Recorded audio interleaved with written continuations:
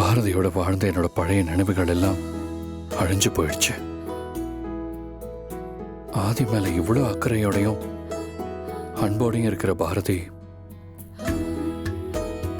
ஏன் பிரிஞ்சோங்கிற காரணத்தை ஆதிக்கிட்ட ஏன் சொல்லாம இருக்கான்னு எனக்கு இப்போ வரைக்கும் புரியவே இல்லை. பாரதி ஆதிக்கிட்ட உண்மையை சொன்னா எல்லாமே இந்த நிமிஷம் மாறிடும். இப்ப கூட இந்த கல்யாணத்தை நிறுத்துறதுக்காக பாரதி பத்திரிகையை எரிச்சிருக்கா. பாரதிக்கு ஆதி மேல இருக்கிற அன்புதான் அவளை அப்படி செய்ய வச்சிருக்குன்னு எனக்கு தெரியும். அப்ப பாரதிக்கு ஆதி மேல காதல் இருக்குன்னு தானே அர்த்தம்? பாரதிக்கு ஆதி மேல எப்பவுமே காதல் இருக்கு. அத நீங்க புரிஞ்சுக்கணும். எத்தனையோ அவமானத்தையும் அசிங்கத்தையும் தாங்கிட்டு பாரதி இன்னும் இந்த வீட்டுல இருக்கிறதுக்கு ஒரே காரணம் ஆதி மட்டும்தான். நீ சொல்ற இந்த விஷயம் எனக்கு புரியாம இல்ல. அது எனக்கு நல்லாவே தெரியும். அவங்களோட நினைவுகள் தான் அவங்கள சேர்த்து வைக்கும்.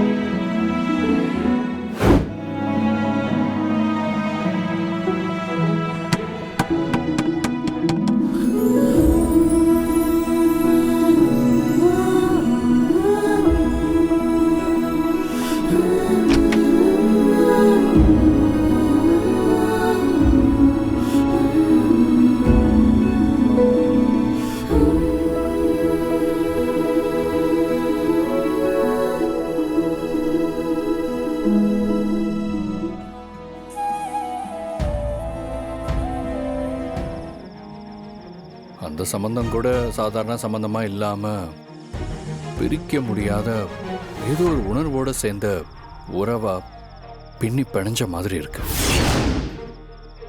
அதனாலதான் இந்த மாதிரிலாம் நடக்குதுன்னு எனக்கு தோணுது. போன ஜென்மத்துல மட்டும் இல்லாதி இந்த ஜென்மத்திலையும் நாம ஒன்னாதான் வாழ்ந்தோம். ஆனா அதை எதையும் உங்ககிட்ட சொல்ல முடியாத ஒரு சூழ்நிலை கைதியா நான் இப்ப உங்க முன்னாடி நின்னுட்டு இருக்கேன். பாரதி, இதை சொல்றப்போ உங்க மனசுல என்ன ஓடிட்டு இருக்குன்னு எனக்கு நல்லாவே தெரியும். உங்க மனசை திறந்து எப்ப என்கிட்ட வந்து நான் தான் உங்க புருஷன்னு சொல்லுவீங்கிற அந்த நொடிக்காக நான் காத்துட்டு இருக்கேன். நமக்குள்ள என்ன வேணாலும் நடந்திருக்கட்டும். ஆனா நீங்க ஏன் இப்படி இருக்கீங்க? உங்க ஆதி நான் உங்க கண்ணு முன்னாடியே இருக்கிறப்போ ஏன் எதையுமே சொல்லாம மறைக்கிறீங்க? அப்படி நமக்குள்ள என்னதான் நடந்துச்சு? பாரதி, என்ன பலமா யோசிச்சுட்டு இருக்கீங்க? அது நீங்க நம்ம ரெண்டு பேருக்குள்ளேயும் ஏதோ பூர்வ ஜென்ம சம்பந்தம் இருக்குன்னு சொல்லிட்டு இருந்தீங்கல்ல, அத பத்தி தான் யோசிச்சுட்டு இருந்தேன். சார், நான் உங்ககிட்ட ஒண்ணு கேட்கலாமா? அது என்ன பாரதி, கஞ்சத்தனமா ஒண்ணே ஒண்ணு நிறைய கேளுங்க. நம்ம ரெண்டு பேருக்கும் நடுவுல ஏதோ ஜென்ம சம்பந்தம் இருக்குன்னு உங்களுக்கு ஏன் சார் தோணுது? அது எனக்கு தெரியல பாரதி. இப்படி எல்லாம் எனக்கு நினைக்க தோணுதுன்னா கண்டிப்பா நம்ம ரெண்டு பேரும் பிரிக்க முடியாத ஒரு உறவா இருந்திருப்போம்னு தோணுது. அவ்வளவுதான்.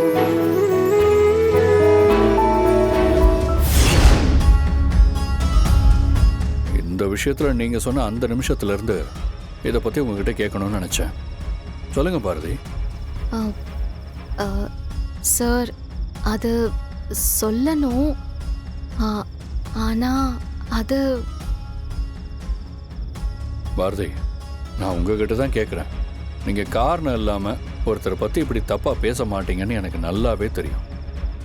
அதனால தான் கேட்குறேன். சார், இப்ப அதை பத்தி ஆணித்தனமா சொல்றதுக்கு என்கிட்ட எந்த ஆதாரமும் இல்லை சார்.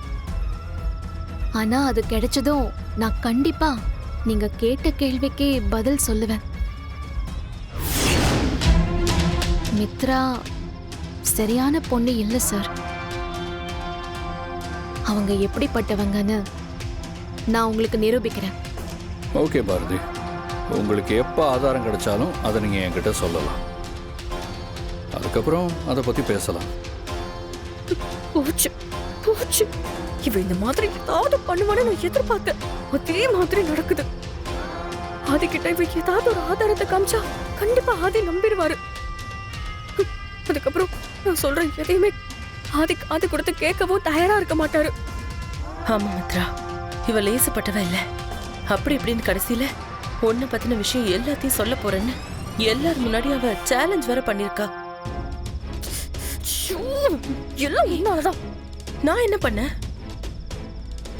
இப்ப நடு ராத்திரியில என்னை கூட்டிட்டு வந்து இதெல்லாம் கேட்க வைக்கணும்னு சொல்லி உன்கிட்ட நான் கேட்டனா நான் நிம்மதியா தூங்கி இருப்பேன். இப்ப பாரு, இவங்க பேசுறதெல்லாம் கேட்டதுக்கு அப்புறம் டென்ஷன் எனக்கு அப்படியே பிபி ஏறிடுச்சு. இனிமே இதை நினைச்சு நான் பயந்துகிட்டே தான் இருக்க போறேன். சரி பாரதி, டைம் ஆயிடுச்சு, வாங்க நம்ம கீழே போகலாம்.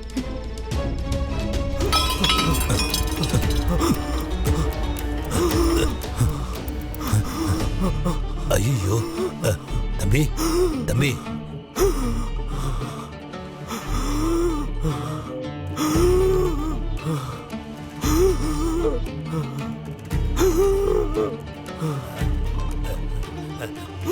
பத்மா பத்மா, இந்த பத்மா எங்க போச்சுன்னு தெரியலையே. ஐயோ, தையல் வேற பிரிஞ்சு போயிருக்கே. ஐயோ, மருந்து வேற கொடுக்கணுமே. ஒண்ணு இல்ல, கொஞ்சம் பொறுத்துக்கோங்க, நானே போய் மருந்து வாங்கிட்டு வந்துடுறேன். என்கிட்ட இருந்த நாட்டு மருந்து தீந்து போச்சுப்பா. பா, கொஞ்சம் பொறுத்துக்கப்பா, நான் போய் வாங்கிட்டு வந்துடுறேன். இந்த நேரத்துல யாரையும் காணுமே.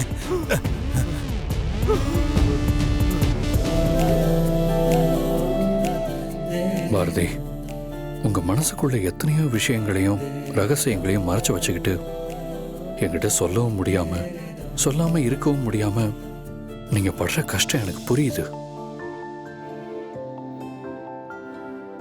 எல்லாத்தையும் தூக்கி போட்டுட்டு என் கூட தயவு செஞ்சு வாங்க பாரதி.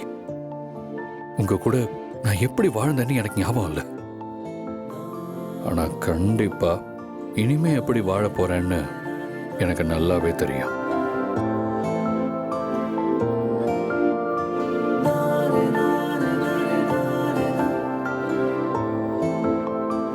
தமிழ் என்ன இந்த நேரத்தில் எந்திரிச்சிருக்கா?